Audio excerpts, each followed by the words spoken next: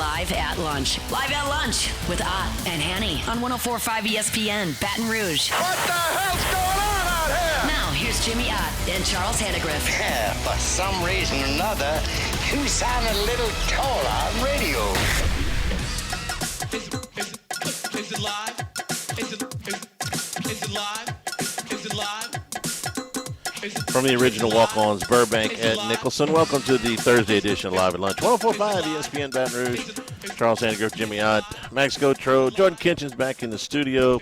Colucci with us from Las Vegas today. Matt Humans back off of vacation today. And we're happy that you are spending a little bit of time with us today. Jimmy, good morning. Good morning, sir. Good to be over here at Walk-Ons. A lot of excitement. Got a 4-game wraparound baseball series starting tomorrow. So this is a pretty good place if you come to get something to eat or drink or just hang out before, during, after the games. You're a few buzzy Highdale long tosses away from the box right here. This is the spot. This is the spot before, during, and after LSU baseball games. If you're taking a break from the game, or you leave early, or starting a little late, you want to watch, or this is the place we'll always have the games on over here. And man, we are getting excited too for the end of March, Charlie. The Zach Bryan concert. Sometimes they throw these concerts at Tiger Stadium, and it's in the middle of July. It's hot. Best weather in South Louisiana is the end of March and beginning of April. And Saturday, March 28th, 11 a.m. to 6 p.m., we're going to get you ready to tailgate. Zach Bryan's got a smoke show song, I believe it is. Yeah. Okay. The smoke show, crawfish boil, and tailgate party. So Go DJ, who was DJing over at Bally's on Saturday night. We were with him over there. And Chase Tyler Band at 3 p.m., so 11 a.m. and 3 p.m. Crawfish and jambalaya available for purchase. Outdoor big screens to watch LSU baseball. Kentucky will be in town.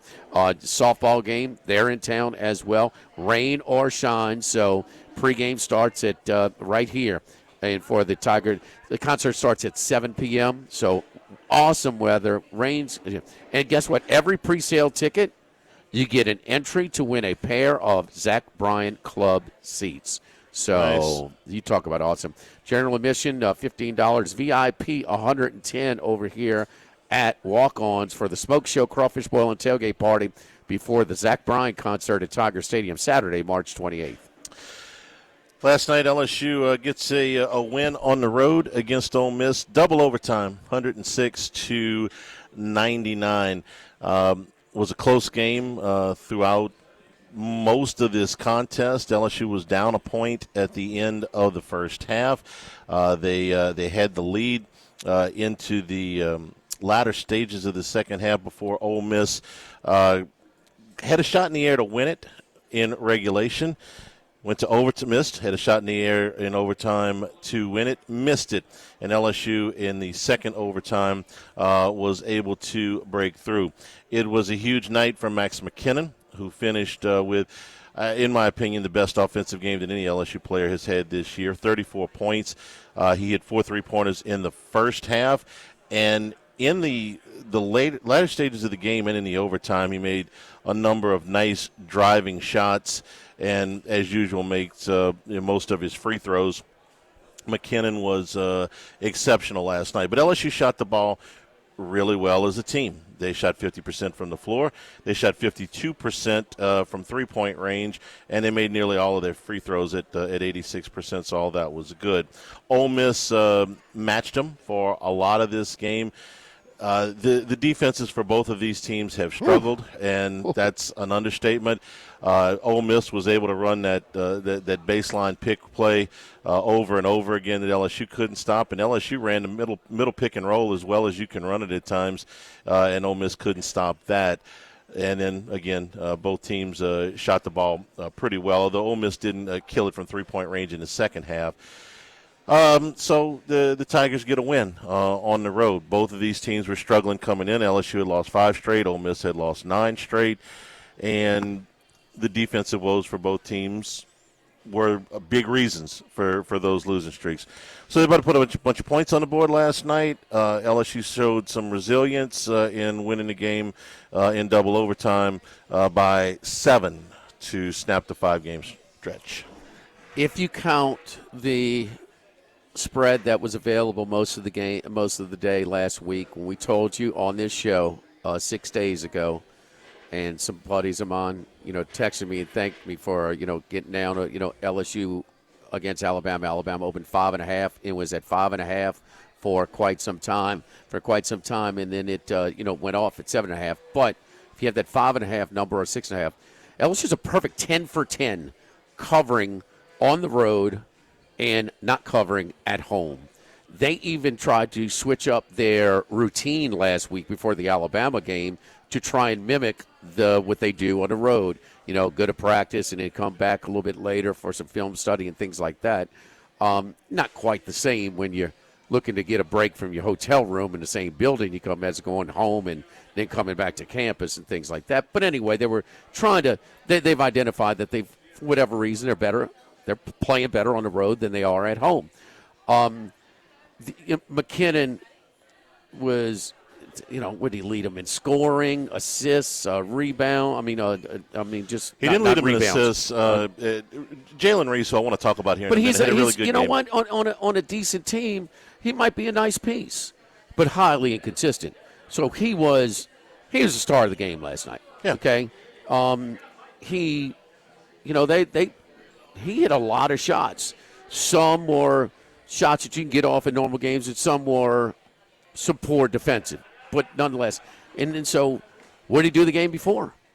He's 3 for 16 from the floor. So so the SMU game, 7 of 8 from 3 in New Orleans? 6 of 7. Yeah. 6 of 7? Yeah. Okay, what did he do before and after? So, but the biggest thing is, now that they're tied for last place still with South Carolina and Oklahoma. So we got one team's going to stay in last place on Saturday. It's small victories, but have they at least are they still playing this way? This Ole Miss team has lost 10 in a row now. Mm-hmm. 10 in a row, and they had the possessions, the last possession into regulation, last possession of end of first overtime, and you look like they were, for most of the game they were still going to win. 7-point lead very late in regulation, or like last 3 minutes or so. 4 minutes, yeah, right about the 4 minute mark. Maybe the last media timeout, the under 4 timeout. So you have these games in college basketball where you can get hot from behind the line. We're doing a little research, but it's roughly 3 to 4% teams in college basketball shoot 50% from behind the arc for the game. They did it for the game, the 40 minutes, and in 10 more minutes of overtimes. Yeah. So it even makes it more impressive, but also less sustainable. And so, that's what it took to shoot over 50% from three-point range for a 50-minute game to a win in double overtime. It takes a lot because this team is so bad on defense.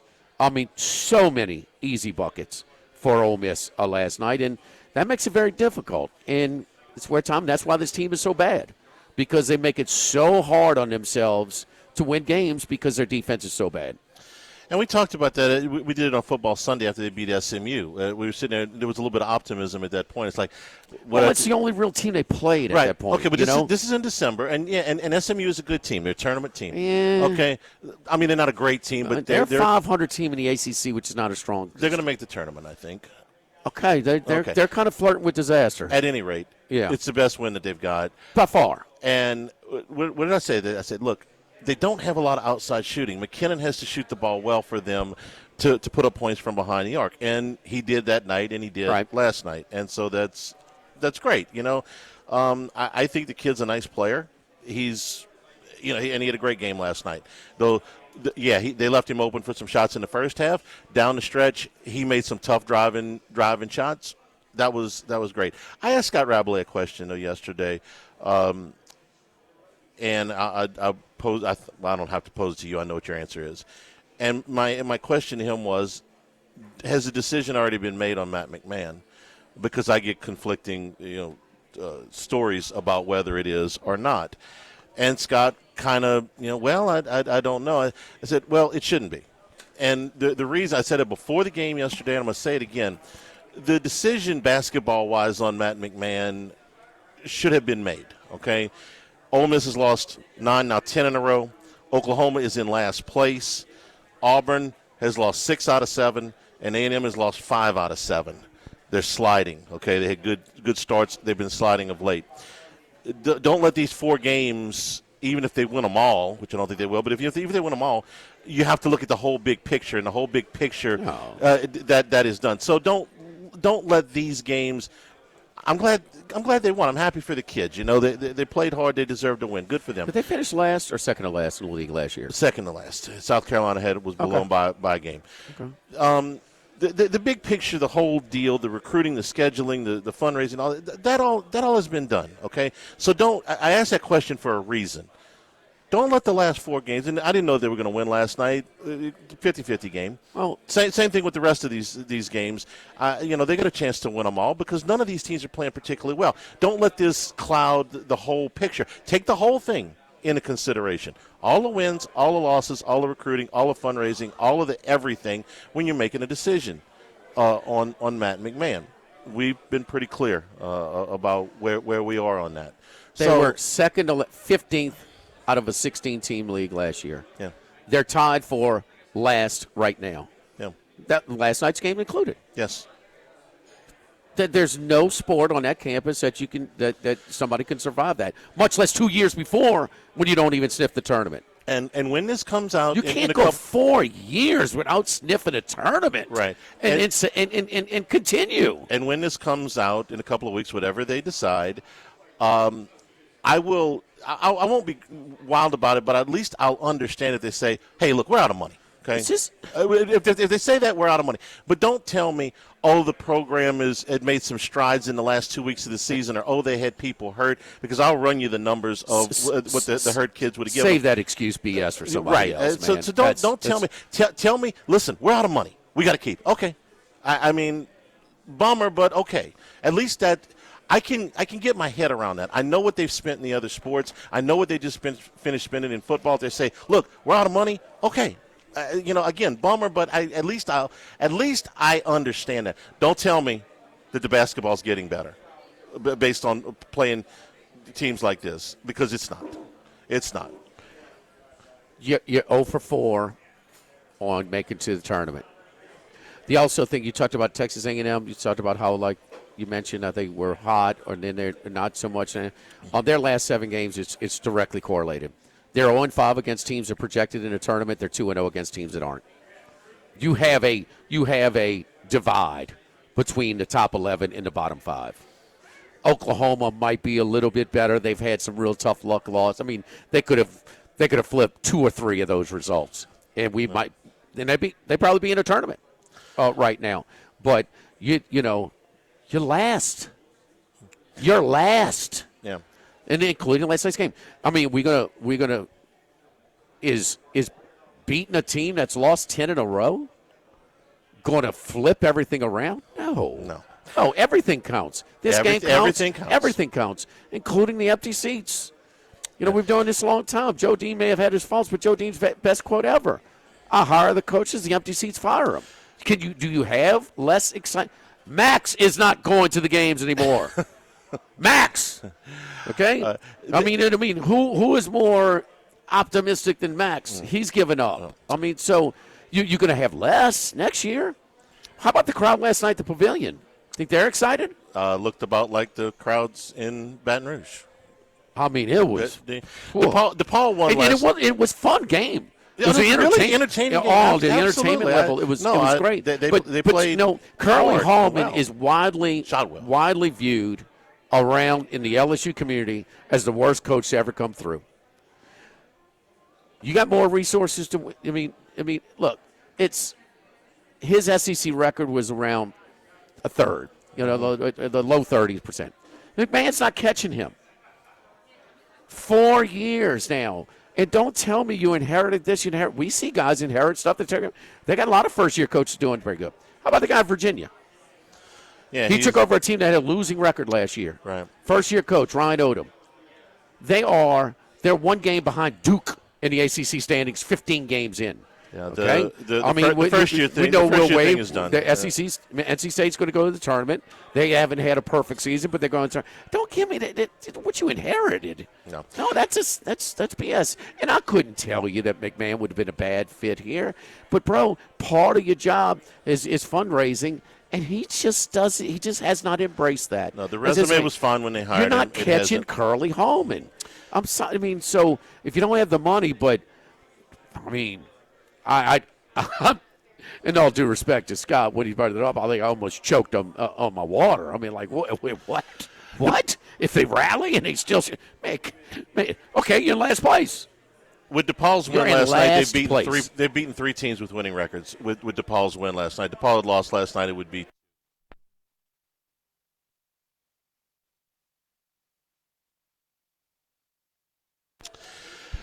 It would have been two. I'll tell you, one positive thing. I want to bring this. I want to be fair. Okay, we look for improvements that you can make.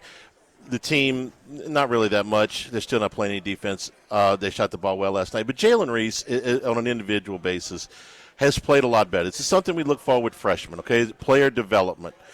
Reese, first 24 games of the season, shot 32%. The last four, he has shot 40%. First 24 games of the season, he made 10 threes. He shot 24%. The last 4 games, he's made 9. He's shooting 47%. His assist-to-turnover ratio in the first 24 games of the season was 2.5 to 1.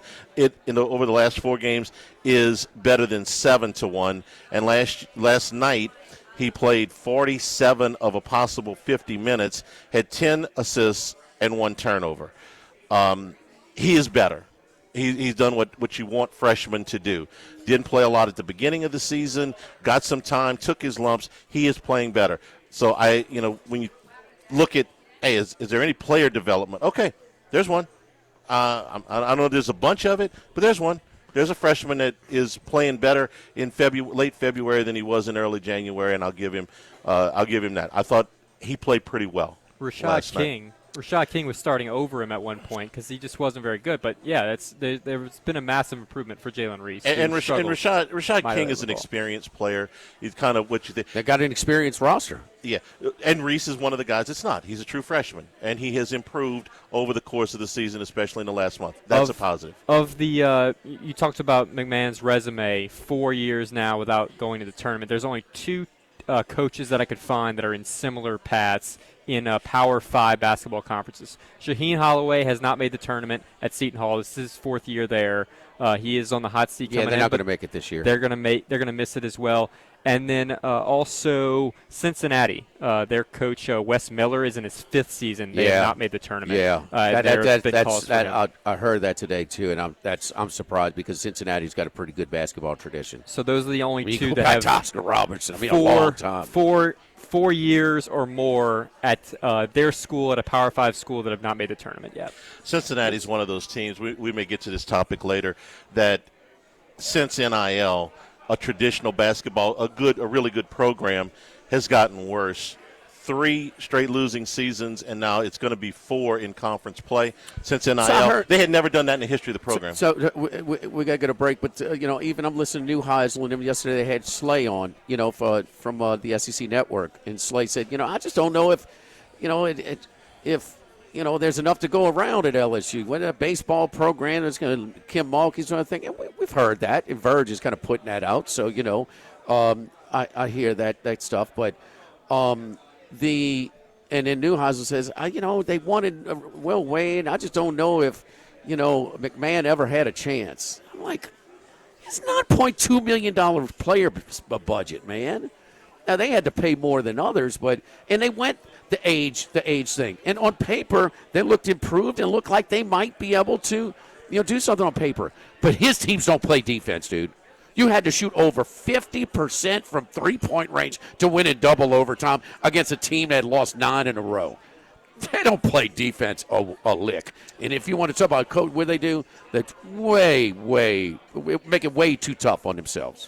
We're here at the original Walk-Ons Burbank at Nicholson, live at lunch, 104.5 ESPN Baton Rouge. Live at lunch.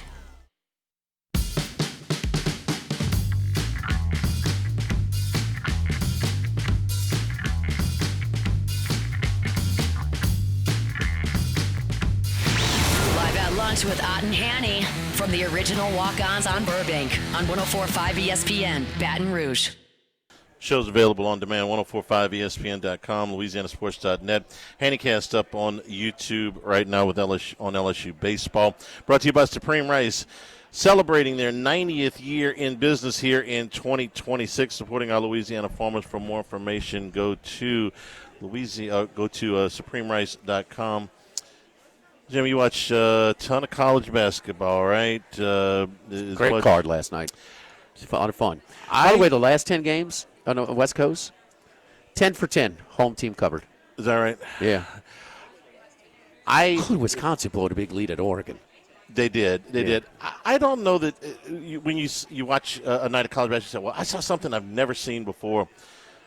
But, Jimmy, if I've ever seen a team go 17 and a half minutes without scoring a basket, I don't remember it.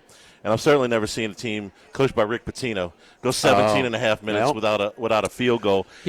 And that's what happened to St. John's last night. UConn beat them by 32, but they scored their last field goal with 17:28 to go in the game and never put the ball in the basket. Well, they got some free throws, but they never scored another basket. It's a weak Big East this year.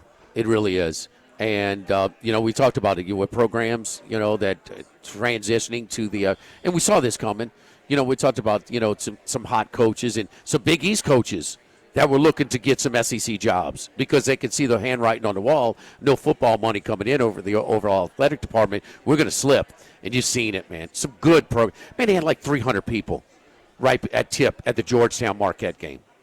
I mean, we're talking about some really, Creighton is not even close to what they used to be. Xavier, I mean, just like Villanova's going to make the tournament, but they're nothing to write home about.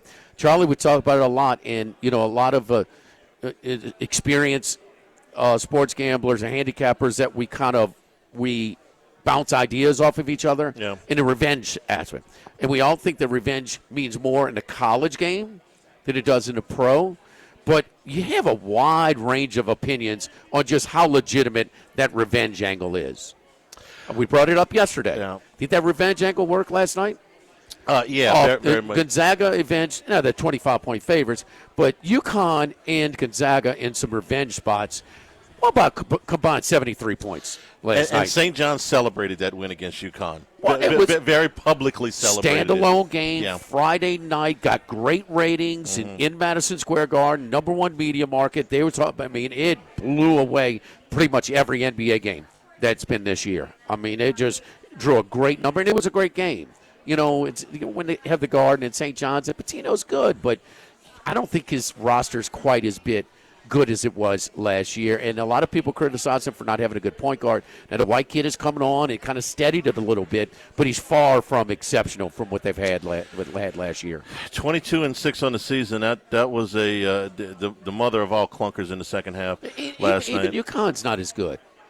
I know they're one of the. Could they be like a 2 seed? Is that probably where they are? That's where they are. Okay. That's where they are. They could be a 1 seed, but they're probably a 2 seed. Do you put them on that? Look, I know this. He's got a better team than he had last year, and it was a flip of the coin in that second-round game. It was a standalone game on Sunday, the first game of the day, in the first weekend of the tournament. Flip of the coin against Florida. He went on to win it all. So he will have his team ready. You get some different opinions about that fourth number 1 seed. You can make a case for Illinois. You can make a case Houston's for Florida. Lost 3 in a row. So Houston is down in the last couple of weeks. You can make a case for Florida. You can make a case for UConn. Florida, to me, it's Florida. It's close right now. I don't think the fourth number 1 seed has been decided. I think 3 of them are in the freeze or locked. The fourth one, I think, we're still playing. And Florida had a nice win last night. Texas played about as good. It was kind of like Baylor, with Arizona. Baylor wake up. Baylor couldn't have played it. Texas couldn't have played much better. We use this term a lot when a team is trying to play against a team that is more talented than them. The game's a little too long.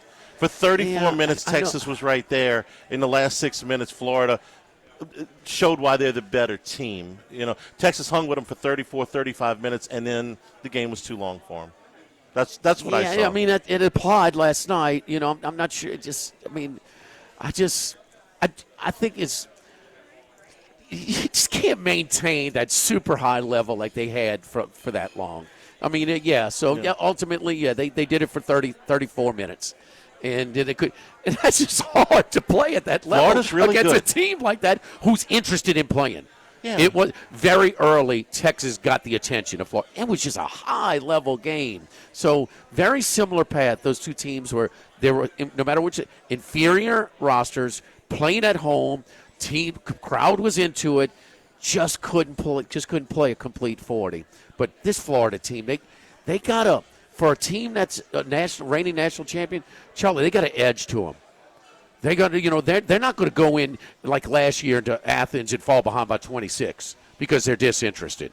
They got, maybe because they started and they were kind of mediocre for a while against that brutal schedule. Yeah, see, that's the thing. I don't think they were mediocre. I think they went to Arizona and went to Vegas and played Arizona. Went to the Garden and played UConn, and went to Duke and played Duke. That's hard. They're up 2 in Durham at Cameron Indoor with less than 10 seconds to go. And all of those Duke games gets a were 3. close. Yeah, all of those games were close. Well, remember you asked me when Vandy's metrics were much better, and I was like, no. Florida still got games. Their guards. Here's the thing: the guard at Princeton and the guard at Arkansas had different roles than they have here. They've inherited the best front court in all of college basketball. Those bigs are big, they're skilled, and they're deep, and they all do something a little bit different. And they are the best front court in basketball. So their role is role identification. It's obvious with this run right now. The SEC is the third best league this year. It's not what it was last year, but it's still a league that you're just crushing everybody in the league. I think they're going to get a number 1. Boogie Flam was really good last night. Give Golden some credit. Give Golden some credit. And that's the crazy thing, huh? On paper, McMahon and Golden had, identical resumes minus one thing. McMahon beat him in overtime in the first round of the tournament. Weren't they? Yeah. Weren't they the same resume? There were thoughts that if LSU and Florida, and those were the two coaches, one was going to get one was going to get the other. Don't forget our friends at Legacy Title, Ashley Donald, Adrian Galata, Michael Platt, Marion Haynes, Natalie and Bradford Smith. Buying, building, refinancing, nobody chooses but you. Choose Chad Reynolds in Legacy Title 296-0060. Hockey's back. Live at the original Walk-Ons, live at lunch, 104.5 ESPN Baton Rouge. It's time. It's now Colucci time. Dwayne Colucci is back to give his best picks on 104.5 ESPN Baton Rouge. Colucci, how you doing, buddy?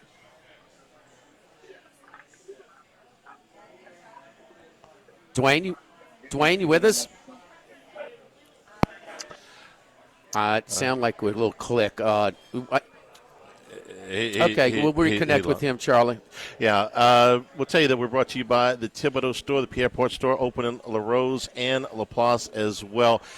Right now on the website, deals from Channel Lock tools, all vices, all of your tripods, all of your headlamps and flashlights, all of them. Everything from Channel Lock right now is on special on the website.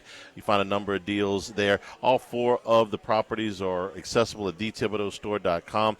You're doing home improvements as we inch towards spring. Lots of cleaning supplies, lots of storage units, and, of course, if you're doing those little projects yourself, let them help you out. Their experts will save you time and money to where you don't have to hire out for every little project. Talk to them at 900 St. Patrick Highway in Thibodaux and Highway 70 in Pierre Port for your outdoor cooking needs as well, whether it be at your home or for tailgating, crawfish pots, jambalaya pots, grills, and griddles. All of it available at the Thibodeau store.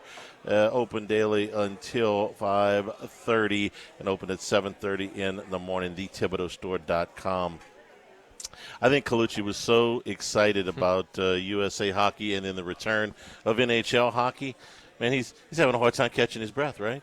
yes. So we're having some technical difficulties right now. But I want to get his, for a hockey guy like him, that's why, and Randy doesn't even pretend to be like, that's not his expertise, but he certainly knows more hockey than us. And just if it was just all this, whatever, there's a lot of shenanigans and stuff like that, but it was just fun, man. Did you see the intro no matter where it's not the big underdog, but it was an underdog. What's our rivalry? Whatever it is, whatever it is, it was It was just fun. You see man. the pregame in New Jersey last night for Jack Hughes? Yes. It was So awesome. I had TNT on one of my TVs, and they're doing the pregame, and they even have the player picture, celebrating, the gold the medal. flag in the tooth and.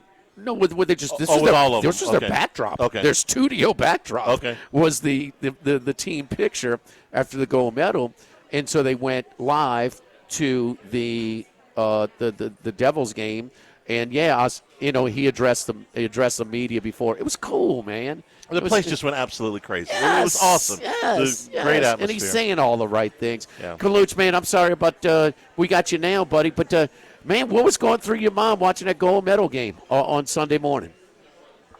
Yeah, that was some solid game, gentlemen. I'll tell you the truth. Unbelievable excitement, and Connor Hellebuck was just off the hook. His performance was legendary, and the United States got the job done. They got the monkey off their back. They played a solid game, and it was all that it hoped for. We're not going to bring in all the political stuff because you can't win in that. But the one thing that the State of the Union addressed was that basically, because they voted on the MVP at the first intermission, which is obviously flawed, okay? But kind of the team vote unanimous. They gave it to the goalie. No, here's our MVP. You got this presidential award. So, man, how good was is that a surprise to you based on his career at Winnipeg right now? His performance, or Donald Trump giving him the No. award? We talk about on the ice. We're talking about the he's got that label as kind of a playoff disappointment, but he also had the label going in a few years ago as the best goaltender in the world, and he's got a Vezina trophy, so the guy is definitely solid. He is not surrounded with the best players. Let me say that. In Winnipeg, Winnipeg is not the ideal situation. Great hockey town, but they have faltered year after year. And I remember in the bubble where Montreal took it right to them, and they ended up going to the conference finals that year.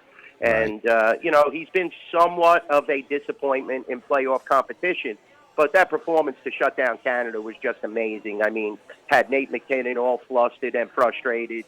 Connor McDavid, maybe he's the factor to where he's just going to be the bridesmaid his whole career, and it just goes to show you how talented in the past those Edmonton Oilers teams were with the great one, Mark Messier Anderson. You can't just win with a singular player, and the days of winning with just one goaltender are also a thing of the past. The Patrick Roys, the Dominic Hasek, the Martin Brodeurs, those guys are in that upper echelon.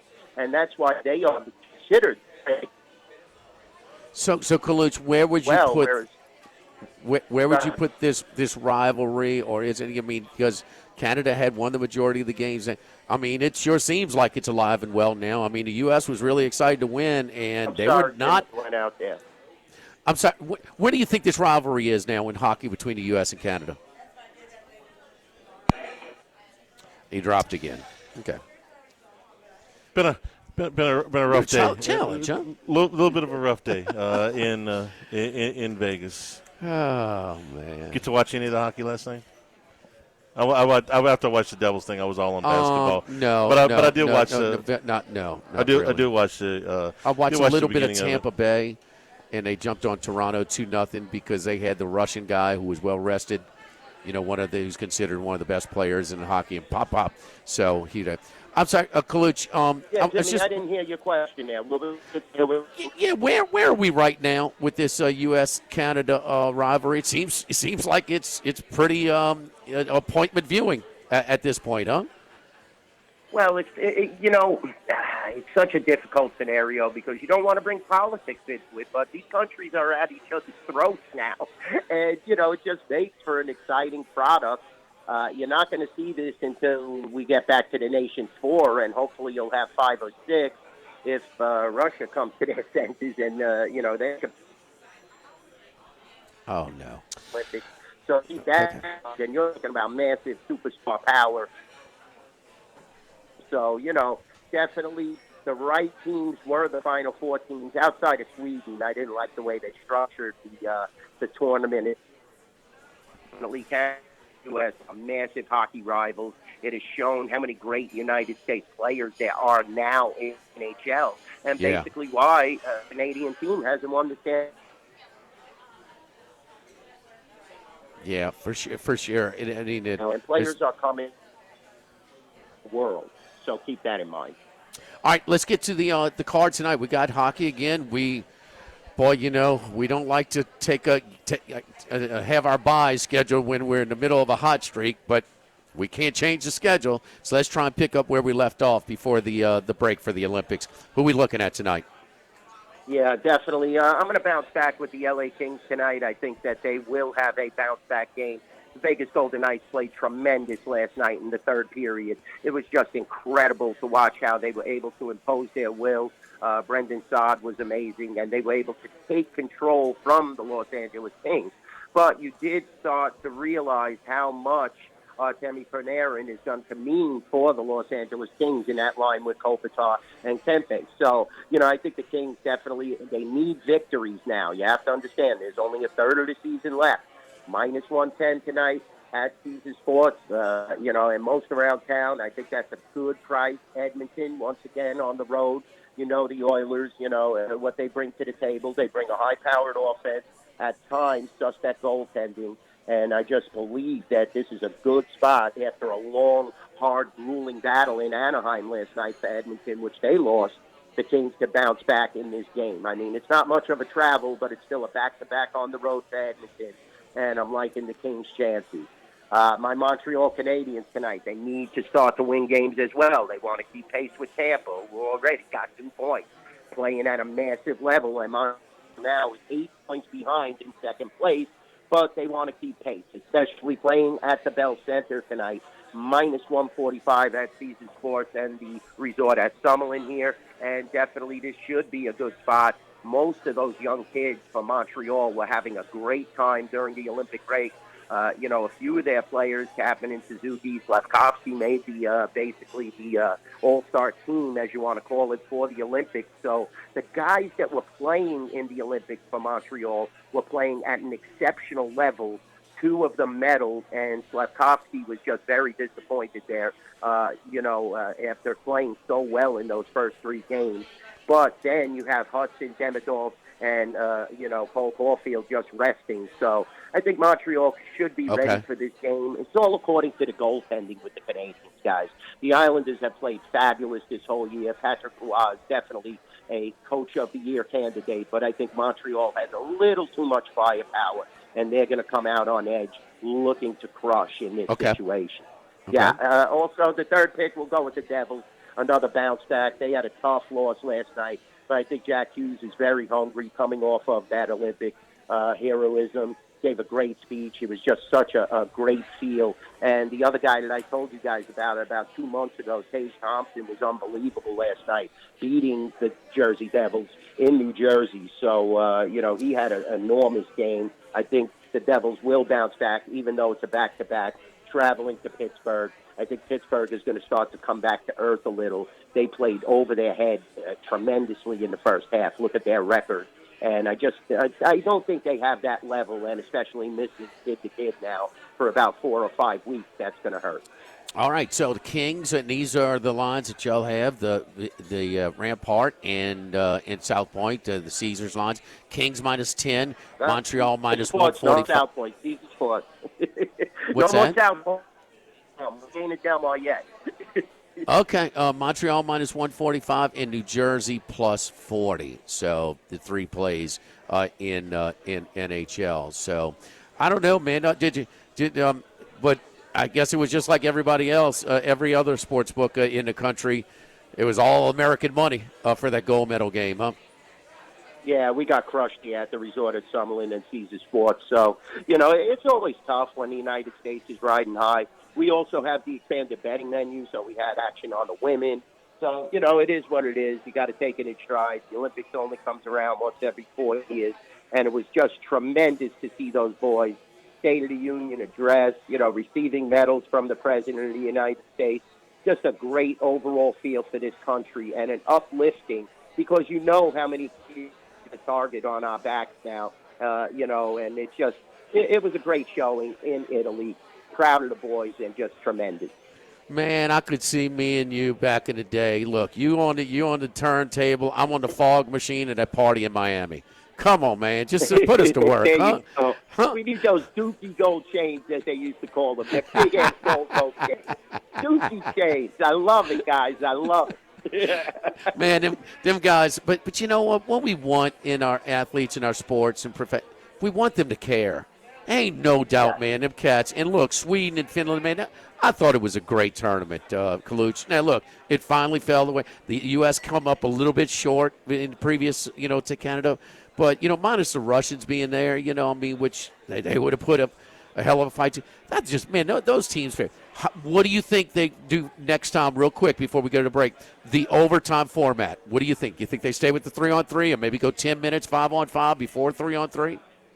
Yeah, I think that would be smart. The 10-minute 5-on-5 is the way to go. There's a reason that the NHL expanded in the playoffs, and that's more of a playoff Stanley Cup playoff atmosphere, the Olympics, than just doing 3-on-3 and getting lucky on a bad break. So, yeah, I would go to the expanded format of the 5-on-5, then maybe do a little 3-on-3 or, maybe even do a 20-minute 5-on-5, then do a shootout. Anything's better than 3-on-3 because you're going to see a mistake and a breakdown, and it's going to happen. You watch it constantly with the NHL product. So I think there's a reason that they expanded in the playoffs, and the Olympics should follow the playoff NHL format, in my personal opinion. Right after they sang the Star Spangled Banner, Charlie, that you saw the video on social media, they were singing Eric B. and Rakim. Yep. Colucci was on the turntables. That's Colucci, we apologize about. Wait, what's that? Don't sweat the technique. That's an Eric B. and Rakim. Man, let's keep it hot. Knowledge, guys. I know. I understand. Let's heat it up again after this post-Olympic break on hockey. We apologize about the technical difficulties, though, but we got all the important stuff in. Follow Dwayne on Twitter at NYBookieDwayne. Next week, we'll start to look at some of these Derby prep races as well, see if he's got some of those picks. We appreciate it. Thank you, Dwayne. We'll talk to you next week. Love you guys. Thanks for having me on. Now we'll take a break here live at the original Walk-Ons, live at lunch, 104.5 ESPN Baton Rouge.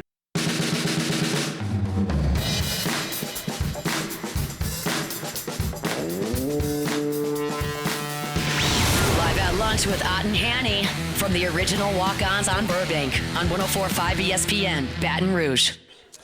Here at the original Walk-Ons live at lunch. Early start today for the final women's home basketball game of the regular season as LSU plays Tennessee. It's a 5 o'clock tip. So if you're going out for senior day, and, of course, 3 seniors going to be honored tonight, including Flau'jae Johnson coming down to the end of her great LSU career. I don't have to give you her whole resume. Wouldn't have time anyway. It's pretty long and extensive, but I'll give you this one. She's 35 points away from 2,000 points. That's been done by 5 players in LSU history. Joyce Walker, Simone Augustus, Julie Gross, Cornelia Gayden, and Sylvia Fowles. Johnson, 35 points away. That would be a haul tonight, even though we're expecting a high-scoring game. But she's going to get it before the end of the regular season. Her season high is 25. But expect a lot of emotion from Flau'jae because, well, that's how she is. That's how she plays.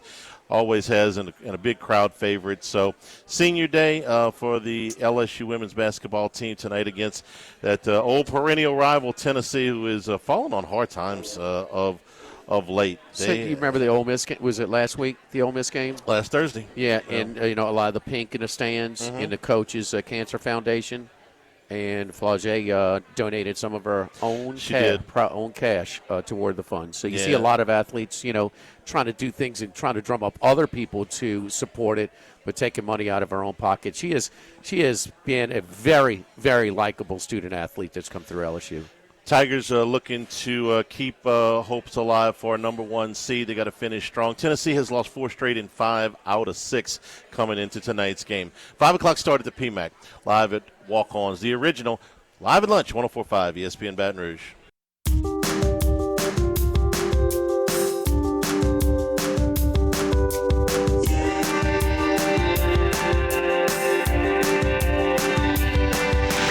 Live at lunch with Ott and Hanny from the original Walk-Ons on Burbank on 104.5 ESPN Baton Rouge. And we return here at the original Walk-Ons live at lunch. Big event coming up here in right about a month.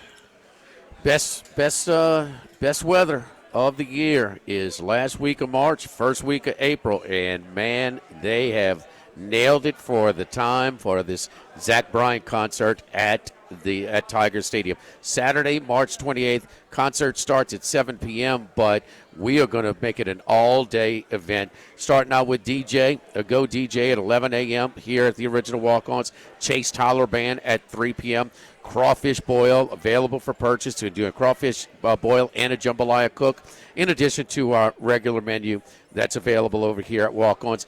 Outdoor big screens to watch LSU baseball against Kentucky that weekend, softball games as well. Rain or shine, it will go on. So in this, Charlie, every pre-sale ticket for our tailgate party, we call it the Smoke Show Crawfish Boil and Tailgate Party here at Walk-Ons, every pre-sale ticket, you get an entry to win a pair of Zach Bryan club seats for the big concerts. General admission, $15. VIP is $110. Check it out at eventbrite.com. So get your tickets now, secure your tickets now for the Smoke Show Crawfish Boil and Tailgate Party all day, 11 a.m. all the way up until 7 p.m. concert time for Zach Bryan at Tiger Stadium. And tons of things going on this weekend. LSU baseball, LSU softball, women's basketball tonight, men's basketball on Saturday. You can stop on by Walk-Ons right around your visits to any of these games coming up this weekend. Last night we want to take a look at how A&M was going to fare on the road at Fayetteville. Not very well. Arkansas was in control of this game for most of the way and ended up winning it by 15. I'm going to ask again, Jimmy, it didn't pop their net yesterday, but A&M now lost 5 out of 7. The wins were against Ole Miss and Oklahoma. The 5 losses against tournament-bound teams. Yeah, and you got Texas, Kentucky coming up in the next 2 weeks, next 2 games, excuse me. Is A&M? This is where it's fallen this year, Charles. I mean, is A&M? You keep talking about soft bubble. So where do they land in relation to the soft bubble? They still have a little cushion. They've got some nice wins in there. You know, when they were tearing up, those don't go away. When they went to Georgia and won handily, even when they went to Auburn. Even as miraculous as it was, we're talking about that. LSU shooting over 50% in a 50-minute game last night from three-point range, which I unheard of. That still is – that might be an all-timer, Charles. I mean, that's Villanova-esque in the final against Georgetown and Rupp Arena. I mean, that 6-minute span was unbelievable with Texas A&M. It's an extreme style. And did you watch any of the Arkansas A&M game last night? Very little. So – when you pressure, what do you have to do against a team that presses that hard? Well, you say, you want to, just beat their press. No, you have to attack the press. You have to make them pay for pressure when you have numbers on them. Don't just pull it up when you get past half court. Arkansas attacked the hell out that pressure. I mean, they had dunk after dunk, alley-oops, layups. I mean, just easy buckets making them pay. Scored 99 points last night. You want to press us? You're going to pay. Now, Acuff special, especially when it had, and he was the guy, at that point for, breaking their pressure. But I loved Arkansas last night, and at this, it's a tough spot for A&M. A&M still got a better, they're more into me than Auburn is. Auburn is just. They've lost 6 out of 7. To lose at Arkansas, okay, that's one thing, by double digits. To lose at Oklahoma by double digits, that's a different story. And of course, 2 first-year coaches, but I mean, at least Buckyball did something at Sanford before he got the job. Yeah. Stephen Pearl, we know the deal. It was handed to him by his dad. But A&M is kind of playing themselves. The metrics say they're on the bubble, but it's just such a soft bubble that they still have a cushion. And I think Auburn's in right now based on their number 1 strength of schedule. But, Charlie, they're living very dangerously right now. But they pulled it out. Had they not gotten that putback, that last-second putback against Kentucky, it might be a different story. But luckily enough for them, it was they did get it. The strength of schedule has dipped just a little bit to 2 after last night with the opponent, but it's up there. Yeah, they own the number that you look. They own the best win in the SEC this year at Florida. Gainesville. Yep. So what they lack, and the rest of those games, they played Michigan, they played Arizona, they played Purdue, they played Houston. They lost all of those games. They have a win against St. John's, which, despite what happened to Johnny's last night, is still they're a tournament team. Good. Yeah, they're still good. They're a top 15. Did they beat them away from home? It was a neutral site. Yeah, okay. Yeah, neutral away site. from home. Yeah, yeah. Away. You get a little bit away more from bump. it. I mean, that's 2 nice wins away from home. Yeah, 2 other SEC teams that I think are comfortably in the tournament, regardless of what happens the last 3 games. Vanderbilt and Georgia last night. Vandy just missed covering last night. By half a point, depending on what time. Yeah, depending on when you got it. But Vandy came out smoking. Their coach Byington said after the game, said, "No, we were ready to play. We were this little 2-game slide. We were, so they were ready. Georgia, maybe exhaled a little bit. They built a 20-point lead. And the next thing you know, it's tied. You want to talk about an entertaining level of basketball? That was. You watched that game last night. You said, no, these 2 teams they're definitely tournament teams. And Georgia hasn't always looked like that. Vanderbilt was one of the last teams. They're comfortably in, but they've been a 500 team since they started 3-0 in the league. 500. So, kind of where I thought they were. Charlie, remember when you asked me when they were top 10 and clearly the best, Ken Palm in the SEC? I said, they kind of a flip of the coin second weekend tournament team. And I could see him winning 1 game and, maybe winning 2, but maybe not. But Georgia, even in a loss at that place, I was impressed with Georgia last night. And Alabama scored 100 points last night. They scored 63 in the first half, and they did it shorthanded. Well, the leading scorer was out. Oh, that's shorthanded. I mean, just your leading scorer, just a guy that has a chance to be a lottery pick. I mean, LeBaron Fadlan. But their ball movement was better last night. Chadley, they had 16 threes in the first half. 16 threes without your leading scorer. In the first half. And you know what? And Max and I have had some discussions, and Max, you chime in on this, but because the Bediako thing, okay, he's trying to bring in more of a rim defender. But it's almost like, and so they tried to move Harrell, what's his name? Sherrell, to more of their stretch 4. And Bediako was their 5, okay? Well, now Bediako's gone, and he's back down as their rim defender. And it's like he's taken a little pride to it. He had 4 blocks the first game he was out. He is scoring more, and it's almost like he got a little bit dissed and is responded with a little pride and a little – because if he can give them any type of attract any type of attention to where they get cleaner looks from the perimeter, then there you go. And also defensively, because they're so bad defensively, at least their metrics are because of the style that they play. If they improve their weakness, then maybe they might do what I don't think they're capable of and make a little run in a tournament. Nobody's won more games, only as many as Nate Oates in a tournament the last 2 years. But Sherrell he's kind of like, okay, all right, you don't think because obviously he went through some extreme path to try and get in Bediako. How is Sherrell how is he supposed to take that? So we're a little over 16 threes without your best player. So we're a little over 2 weeks to Selection Sunday. The league is not as good as it was last year, but Lenardi still got them with 11 teams in. Now Missouri's on the bubble.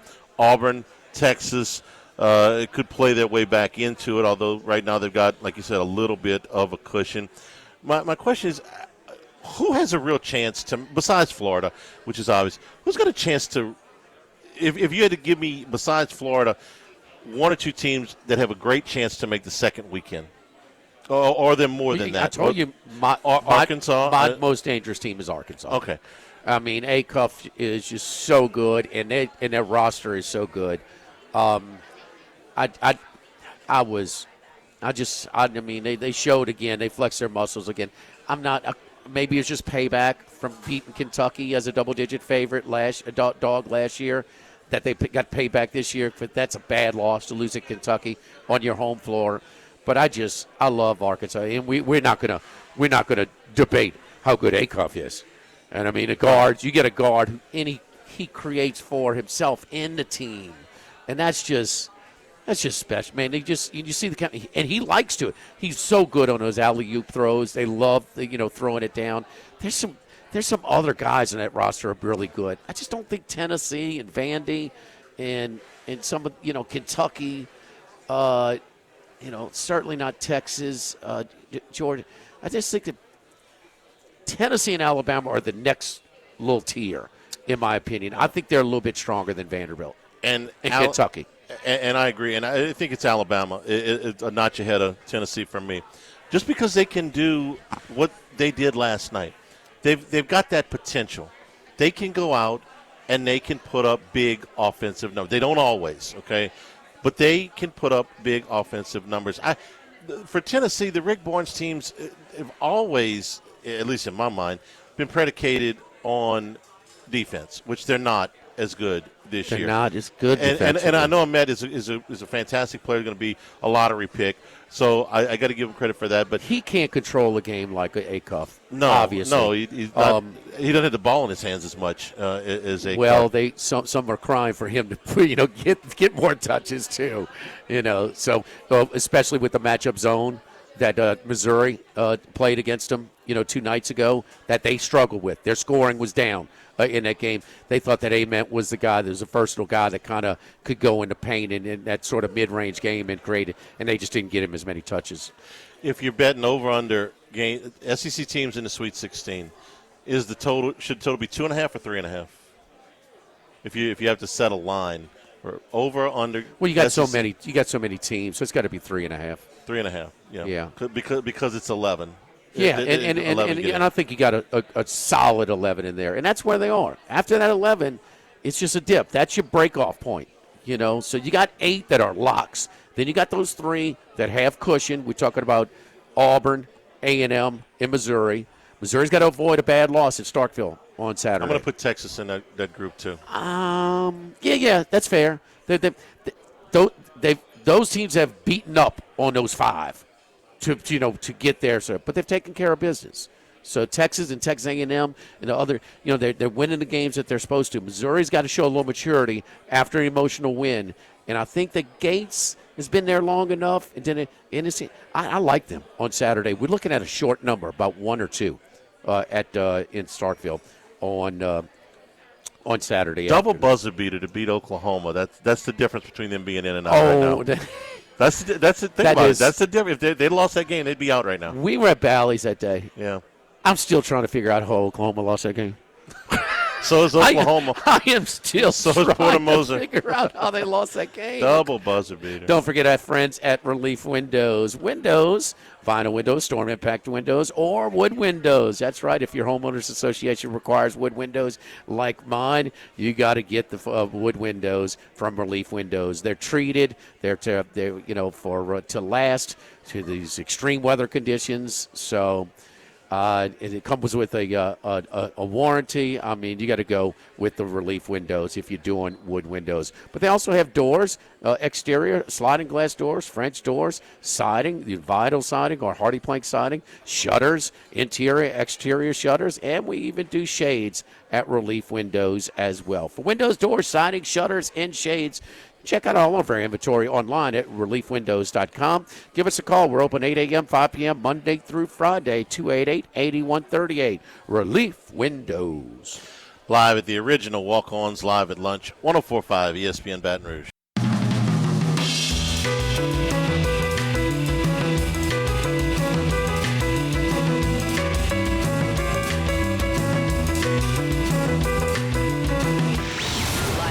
With Ott and Hanny from the original Walk-Ons on Burbank on 104.5 ESPN, Baton Rouge. And return here at the original Walk-Ons. We're also brought to you by Louisiana Health and Injury Centers. If you're dealing with pain in your back, pain in your neck, pain anywhere that is keeping you from getting around as well as you'd like, or keeping you from getting a good night's sleep, let Dr. Michael Goff and his staff help you out the way they've helped out our family, get you to feeling better, targeting those problem areas, getting you into a program that's going to loosen you up, get you to feeling better. If you do need a dry needle or electric nerve stimulation, cryo, or ultrasound therapy, they can help you out with those things too. They'll get you to feeling better. Louisiana Health and Injury Center is located Airline Highway, Plank Road, and Jefferson Highway near Drusilla. Workout starting at the Combine today, which means that you got a lot of people in one place, a lot of executives in one place, a lot of coaches in one place. So there's going to be a lot of, this is the NFL's version of the hot stove league, if you will.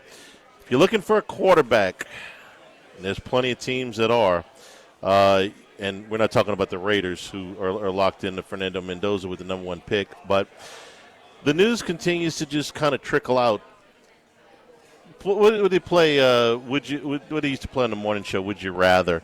If you're looking for a quarterback now, if you're the Jets, if you're the Dolphins, if you're the Cardinals, if you're the Vikings, if you're the Steelers, maybe your choices right now include Trent Richardson. Now that Anthony Richardson, Trent Richardson, Anthony Richardson, the Colts and he have agreed that they're going to be searching for a trade.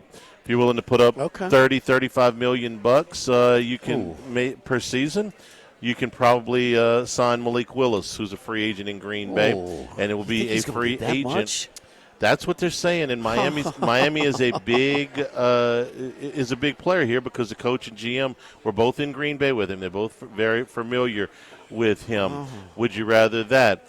Derek Carr, those reports continue to come out that he is interested in coming back, and there is at least some interest in the NFL. I don't know how that works if Carr is going to insist on playing for a contender, because if you're a contender, I don't think you want Derek Carr as your quarterback. But not saying he does not have some value somewhere in the league. Guys played for a long time. Are you interested in Tua Tagovailoa? Are you interested in Kyler Murray? Are you interested in Spencer Rattler? This is garbage, huh? Golly. I'm going to give you the difficult task of ranking all these cats. If you could have anybody on that list that I just named, because that's what's available. Willis is the best, but he no way he deserves $30 million a year. Come on. What did Darnold get this year? Darnold got about 35. He did get 35. I thought it was 3 years, $105 million, or 4 years, $140. Somewhere in the area, $35 to $40 million per season. I guess Willis is in the best position where he's 3 years, 100. Yeah, 3 years for 100. Okay, I mean, so that's about what Darnold got last year. I know, but Darnold last year, it's easy to say this year, but because he followed it up with another good season, but he played terrible in those 2 games last year. We got it, but he had a better year than Willis did. Yes. Willis does he have the physical limitations that Willis does? He's got it. There's a reason he was drafted so high. He's got the measurables. He's got a little. He made some plays, man. In that Tampa Bay game, even at a loss, with his legs to extend plays. I mean, he's not a statue back there. Willis isn't either. I'd say that's a wash as far as their mobility is concerned. Maybe Willis might be a little bit more athletic, but it's what not. But he's got the size and the arm strength that Willis doesn't have. To me, I mean, I don't know, man. Willis 6 career starts now, 3 with Tennessee, his 3 with Green Bay. He had 6 touchdowns and no interceptions. Where was Willis drafted? He was at the very top of the 3rd round, I believe. Okay, and why is that? Because his measurables were not, early, a first-round material. And so what happens with guys like Jacoby Brissett and with Willis is after about the 4th or 5th game, and teams see what their tendencies are and what they could and what their limitations are, and they cheat on that, their effectiveness, tapers off. It's just it's not as strong. Willis, Willis, did he come in there? It wasn't. He didn't play defense and didn't stop Derrick Henry on that Saturday night game. He kept him in the game. He was outstanding. He was good, but it's short periods. Willis. Eric Sullivan's already telling you, the former Catholic High guy, he didn't take any time to do 2 things: bring in somebody he's known and he's worked with as his head coach, and also now they they want to, they're going to part ways with Tua. And maybe so. Is he going to bring in a guy that's just, that's kind of a short-sighted, man. I defended Spencer Rattler a lot. I will say this, though. Malik Willis is actually a quarter-inch taller than Spencer Rattler is. Well, Rattler doesn't have the measurables either. I mean, so don't give me. Why did you bring him up? You're just doing the comp about measurables. Are we talking about $30 million for Spencer Rattler? They're both over 6 feet. Okay, no. all right. No, that's the most attractive thing about Spencer Rattler is you get him on a contract that's cheap for 2 more years. So is Willis benefiting because he's the best of a horrible class? Yes. Okay, and that he's got an in with somebody who's in need for a starting quarterback as well. Yes and yes. So he gets overpaid. Okay. And he wouldn't be the first quarterback to get overpaid on the free agent market. It happens all the time. Would you rather? The one guy I wouldn't touch under any circumstances is Tua. Given the injury history, the lack of production, and what he is owed on his contract, people that are debating Kyler Murray versus Tua, to me that would be real. I'm not wild about either one of them, but I would take Murray 10 times out of 10 before I take Tua. 2 years ago, Murray had a reasonably good year in 2024 and doesn't have nearly the injury scare that Tua had with the concussions. Now, again, I'm not wild about Murray either. It's not just one hit away from, maybe ending his career, but it's also how it's affected his ability now. He is not stepping into his throws, maybe because he's been hit, maybe because he's one hit away and he's more concerned with that. But that guy does not have the arm strength to throw all arm. I asked you, when he first busts on the scene, the first game in relief, of Hurts in the national championship game. The game went and throw from 40 yards to Devontae Smith in the national championship game. I don't think he can make that throw now. I mean, that ball he had to put it on the line to prevent the safety from coming over. I mean, that's a hard throw to make, and he can't make that throw anymore. Watch the games, not just highlights, but so many times he is throwing all arm, and it's just so he's not big, he's not mobile, he's not durable, and now he's got maybe the worst arm strength. What do we do? They do the miles per hour, the velocity on the starting quarterbacks. He's got to have the worst arm. Of the guys that have started the 32 projected opening day starters for the NFL, he's got to have the worst arm in the league. I can tell you, his velo has to be the worst. I can tell you what I would do is if I'm any of these quarterback needy teams, I'd be a lot more anxious to make a short-term fix than a long-term fix. I don't want the long-term ramification of Tua's contract or Murray's contract. I don't want to have to sink multiple years at $30 to $35 million into Malik Willis before I really know what I got. I would much rather, if I'm the Jets, if I'm the Dolphins, if I'm the Vikings are a little bit more complicated because they got the quarterback, the first-round pick on the roster. But I would bring in Kirk Cousins on a one-year deal and take a flyer on this quarterback class that you don't have to use a first-round pick on to see if I could maybe find something. These guys that were at one time thought of as first-round picks but had something happen to them at the end of their college career that they no longer are. I'm talking about Garrett Nussmeier. I'm talking about Drew Allar. I'm talking about Cade Klubnik. Who pick the one that you like the best, okay? And you say, well, I'll take a shot with this guy. I'll bring in a veteran for 1 year. I'll bring in a rookie as a third-round pick or a fourth-round pick, see if it works out. And if it doesn't, then I'll shove some capital into next year's draft when I've got much more to choose from in the draft if I'm going to put a high pick into it. Those guys all have the measurables. All those guys have the size, the arm strength, to be. Yeah. They could have easily been. I'm not. The Beck is. Well, they're all flawed. Beck, Nussmeier, Allar, Klubnik. They've all got something wrong with them, or they'd be first-round picks. So you got to take a chance and hope that whatever they held them up develops at the next level. So you're taking a flyer. In the meantime, you go get a cheap veteran, and maybe it's not Cousins, maybe it's Jacoby Brissett or somebody like that. And the Cardinals will probably end up keeping him for a year. It's somebody like that. Before I would put long-term commitments to what's available to me right now, ain't very attractive. It's why I'm so excited that the Saints are not in this boat where they have to go. Well, Darnold didn't. He's got a 3-year deal. I mean, that's not too long term, Charlie. I mean, No, that's but about as for a starting quarterback in the league. But I think Malik Willis is probably going to get a 4-year deal, don't you? I mean, he's going to get a better deal than Darnold did last year. Wow, it's possible. I'd Wow. say I don't. I'd say 3 Probably years. comparable. Maybe Wow. Let's give Willis the same contract that Darnold got. 3 years, $100 million. What's the inflation rate? What's the price of eggs today? I bought yesterday a dozen eggs. No, I didn't. For I, a dollar. I was not serious. I was okay? excited. It was $1.81, man. The extra large egg, $1.81. Come on, man. Eggs Cheapest are eggs cheap. have been in quite some time. Oh, come on, man. Price of eggs ain't going to break you. If they do, you're They're not gonna working break hard me. enough. No, they're not going to break I'm me. sorry. But a Can year we go ago, there was $7. Hey, don't forget the Smoke Show crawfish boil. You brought it up. It was I know what eggs fantastic. cost. I don't. The Smoke Show crawfish boil and tailgate party. We're getting you ready for the Zach Bryan concert Saturday, March 28th. Secure your tickets now for the tailgate party. Again, crawfish boil and jambalaya that's available for purchase over here.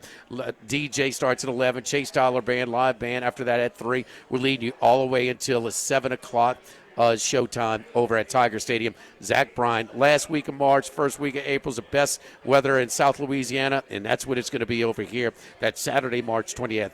Go to eventbrite.com, and don't forget, any pre-sale ticket equals an entry into the chance of winning a pair of Zach Bryan club seats for the show. It's a Smoke Show, crawfish boil and tailgate party, Saturday, March 28th. Secure your tickets now. Live at the original Walk-Ons, live at lunch. 104.5 ESPN Baton Rouge.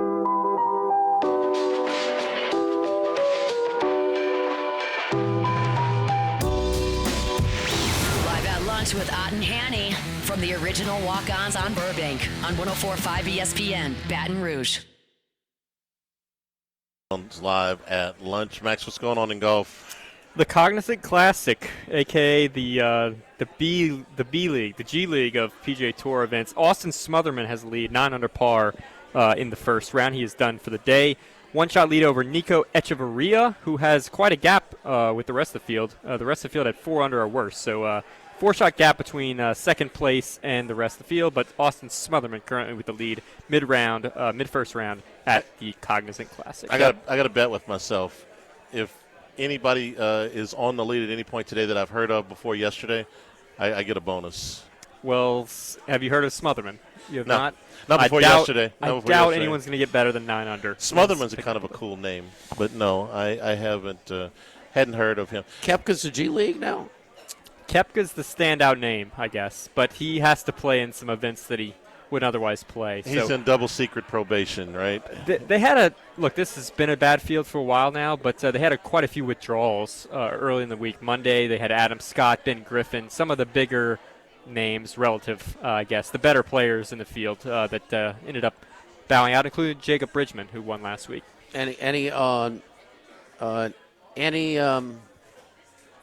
Is that goofy arena golf on Monday, Tuesday night? Is that cutting into any of this participation? The TGL, not really. It actually should suit the Florida swing better because they all have to fly to Florida for the TGL. So it's kind of weird on the West Coast swing where if you're participating in TGL, you got to fly back just to do that. Here it's right down the street, so not an issue. It's more about last week you had the Genesis. Next week you got the Arnold Palmer, and the week after that you got the Players. It would have been 5 straight elevated events for some of the top names. So this is one of those events like the Zurich that's just kind of screwed by the schedule. It does look like, for what it's worth, optimistic signs for the Zurich. The report came out that they're actually planning to have sort of a tiered PGA Tour next year. So they're not going to get rid of all these events, but they're just going to have basically an A tier and a B tier of PGA Tour events. So the Zurich and the Honda, the Cognizant, whatnot, they'll probably still exist. They just won't be attracting some of the top names like they haven't been. So Koepka blending in a little bit to the PGA scene after his live stint because this was kind of a G League putt from about 6 feet he missed. So he's now 1 over through 5. So a very modest blend-in start for the multi-major champion. He's not qualified for the elevated events either, so he doesn't really have much of a choice but to play in these. And right now, if you look at some of the the in-depth ratings, the data golf rankings, whatnot, he's like 150th in the world. He's not playing the best golf, so we'll see if he can round into form for the majors. Where's our two consensus guys? Where's Kiefer and Ford? Johnny Kiefer is just through his first round. He's 1 under par, so tied for 27th. And then our other guy was, remind me, who was Ford. Oh, Ford. Ford would just be getting underway. You gave us the damn pick, man. Yeah, he has not started. He is he is on the 10th tee as we speak. Starting. I mean, one of your list. I mean, you gave us what, about 11 guys, huh? Nine. A lot of long shots. You just got to throw the. In a week like this, I don't want to bet Ryan Gerard as good as he is at 14 under par, at 14-1. I think that's absurd to bet somebody of that. It's like 1 under right now. 14-1. He is. I just showed him. Yes, 1 over actually. 1 over, okay. 1 over through 5 holes. So, yeah, I don't want to bet a favorite in this type of event, so I'll just bet 9 guys who are like 100-1 or something. I bet a guy 1,100-1, which I don't think I've ever done before. So why not? 1,100-1. What did who was last year's winner? Last year it was not a bomb, huh? Eckroat, I don't think. The Cognizant. Why am I blanking? They had Chris Kirk win it recently. Oh, it was Joe Highsmith. He was a long shot. Yeah, 200-1, I believe, or something like that. So I mean, come on, man. A lefty. he putts Charlie, with is this guy? Is this a golf? Is this a golf guy? Huh? He putts with his eyes closed. Joe Highsmith. This is like asking us to rate AAA baseball games. I guess it's a little bit. Oh no! He knows these guys. I mean, Corn Ferry Tour. I mean, whatever. But I just couldn't believe. I mean, was that the longest shot on the for the season last year that hit? Highsmith would have been up there. I mean, 200-1. I can't think of anybody else that's unless you're counting those those second tier events where they sometimes play 2 events in 1 week. You'll see that sometimes where one of the long shots wins. It was like the Puerto Rico What Open. Florida tournament bled over to front Monday morning, and I think the guy from Oklahoma State won his first one. Was that a year or two ago? Yeah, this would have been a couple years ago. I don't think there were any Monday finishes last year. But yeah, look, it's a weak field. I guess we're just waiting for more better events in Florida. March is around the corner. How long are they going to play around with that arena golf? The interesting news there, they were supposed to expand 2 more teams next year, like a Texas team and whatnot. They have withdrawn their copyright requests for those. So it seems like their expansion might be on hold. So I don't know that the results are maybe as well as they had hoped in Season 2 of the TGL, but it's a thrilling chase to see who the final 2 spots in the playoffs are going to be in TGL, Jimmy. Is it going to be the not good. Jupiter Links GC? It is not good. Is it going to be I love the genuine reactions from the golfers too. Oh man, they don't quit your day job. They're not going into acting anytime soon. They're not real good at it. Tell you what, it sucks, man. I'm sorry. I mean, to each his own, but you know, you don't like it. I don't really have a strong opinion on it one way or the other. Put it on Thursday night, date night. We got one game tonight. Thursday, I'm feeding you a good game tonight. Are you? Michigan State and Purdue, a top 15 matchup. West Lafayette. At Mackey. Michigan State, not very good on the road this year. Their best wins against Washington. Purdue has lost 3 games at Mackey, but they were all 2 heavyweights. They lost to Michigan, they lost to Illinois, they lost to Iowa State. So Michigan, remember they had that unbelievable shooting night, when they beat them there. Yeah, that was the game before Duke. About a week and a half ago. No, yes, it was last week. It was, yeah. I am trying to believe in Michigan State a little bit, but I don't think they have the team. I think people are, and look, the line tells you that the 7.5. 7.5 now. Purdue is a 7.5 point favorite. I thought it was like 5.5. I thought that was a lot. 7.5 now. Then you think 7.5's a bunch more? Purdue is another one of those teams, and I don't think that they're going to get there, but they've at least got an outside shot at that last number one seed. It's a pretty cool thing, But I think Braden Smith. This is his 4th year. It's not like his 5th or 6th.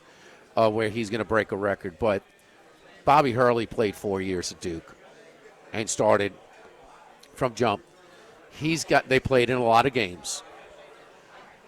He's going to be right there. It's going to be, I think he's going to break it, but it's going to be right there to break all-time assist record for college basketball for Smith, the kid from Purdue. Yeah, and that's a big record. I mean, that's yeah, man.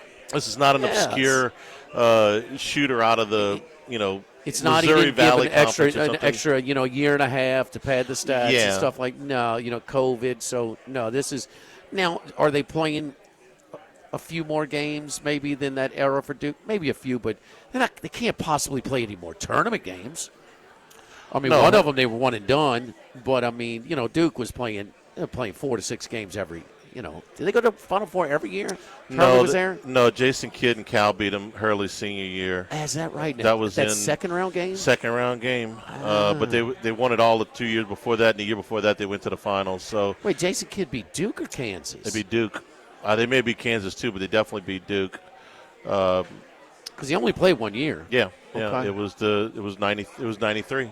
It was the so it was Randy Livingston's senior year in high school because they're 1 year apart. Yeah, it was also the second year. It was the year North Carolina beat Michigan in the final. In New Orleans. The Fab Five's last game together. It was that year. Timeout. Yeah, because Michigan, they wanted another piece of Duke because they had lost to them 3 straight times. Okay. And Michigan wanted a piece of it, and they were all disappointed when Cal beat them. Probably you think that was their best team? I thought the team that – No, that's right. They beat Kentucky in the semi. Kentucky was loaded.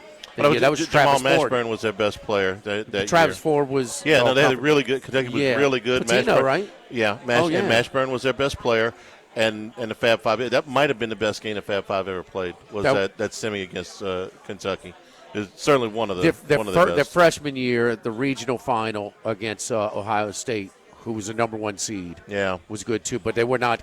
Jimmy Jackson was the player of the year. Yeah, Jimmy Jackson. He was the player of the year in that one. So was it regional final or was that the? Yeah, that was regional final. Yeah, it was Sweet 16. Yeah. Don't forget our friends at United Community Bank. Running a business can be difficult enough without the right relationship with your bank. With United Community Bank's local business bankers like Heath Meir, Nicole Glover, Hunter Creed, David Campbell, David Henry, and Prentice Wilkes, you're not just a number, you're a partner. Contact any of our team of bankers at any of our locations, including our newest location, Burbank and Bluebonnet. I've got an account over there with them. Love dealing with very, very friendly folks to deal with. Come on by and discuss how we can help your business today. United Community Bank, member FDIC, equal housing lender. Live at the original walk-ons, live at lunch. 104.5 ESPN Baton Rouge.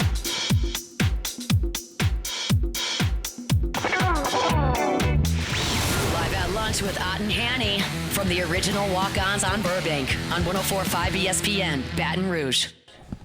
And return here at the original Walk-Ons live at lunch. Again, big weekend as far as events on the LSU campus. You've got baseball, you got softball, you got men's basketball and women's basketball if you're going tonight.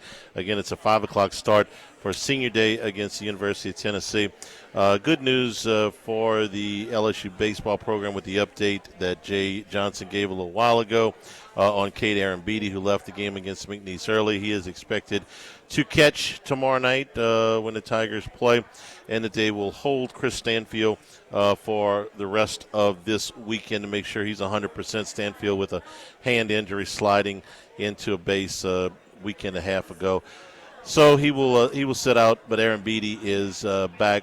LSU on Friday at 6:30, Saturday at 2 o'clock, Sunday at 1 o'clock, and Monday at 6:30. You're also going to have some extra games at the box this weekend between Grambling, Northeastern, and Dartmouth. So if you see the stadium operating, at times LSU's not playing, that's what's going on over there this weekend. So LSU a couple of weeks away from Southeastern Conference play. Head on over here to Walk-Ons if you're going to the games, any of the Charlie, games this weekend. I enjoyed reading the Reed Darcy in the Advocate's piece on Izzy Besselman, who's I didn't know she had that heart condition. She's one of my son's classmates over at Episcopal. Hell of an athlete, really, really good athlete. Not just basketball, could do it all. And so I didn't realize she had that heart condition. So it's been basically sidelined her for the last 2 years. But a really nice piece in today's Advocate by Darcy. Yeah, I enjoyed reading it too, and she will be honored tonight. She's one of the 3 seniors that will be honored tonight before they play Tennessee. So no, it was a really well done piece. I don't know personally, but you Much better athlete than her grandfather. Okay. So. Be an emotion. I think an emotional night with Flau'jae finishing up the home part of her regular season career, and then it's still LSU Tennessee. I know Tennessee's a little bit down, but they're still Tennessee. So I would expect a pretty. No, they're not Tennessee. If you ask me, brother. Well, they're not the Pat Summitt Tennessee for damn sure. I was thinking more about this year. They're going to run this back with her? I mean, what is her? I mean, and Charlie. She's been pretty vocal too. Yeah, she's not conducting herself in these press conferences like someone that's got a whole lot of shelf life. For Vitello for them to still be committed, to have enough administrative support for them to run Vitello off would be one of the reasons Vitello is now in Major League Baseball. They're still committed, and they still have an expectation. With administrative commitment, you have an expectation. This women's basketball, what's their record this year in the SEC? 8-6. 8-6, and some of those losses are like, I mean, getting smoked, huh? And they were 8-8 a year ago. Okay, no, is that a fireable record at Tennessee? Yes, yeah, 100%. It kind of is. Somewhere else it might not be.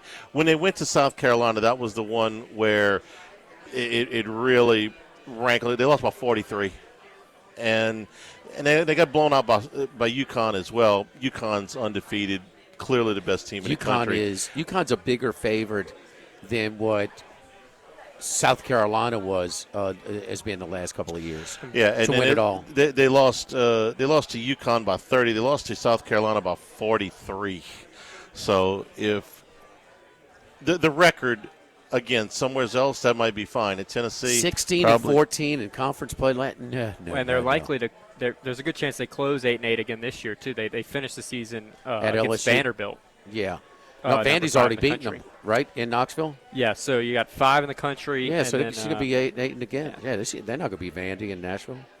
No, the game's this is at home. So yeah, no, Charlie, Tennessee is not still Tennessee. Yeah, the game's in Knoxville, but no, they're going to be an underdog at home to Vanderbilt. What's the line tonight? Vanderbilt's 5. About 8, 10? 8 and a half? LSU 18.5. 18.5. Yeah. Oh. Whew. Suffice to say, they've never been that big of a favorite. We were talking. I have to bring this up and have to be fair. We were talking about Mulkey coaching a kid to, up 8 with only a 5-second differential in Oxford late in the game. Man, did you see Otzelberger, what he was doing on the road in Salt Lake City? Up 14 with a minute to go. They went to score. 5-second differential, up 16 in the game. They went and took a shot. Thanks, our friends. No rhyme or reason what they do. Here at Walk-Ons, tomorrow we're at Rufino's. Everybody have a great day. Stay tuned for Hunt on 104.5 ESPN Baton Rouge.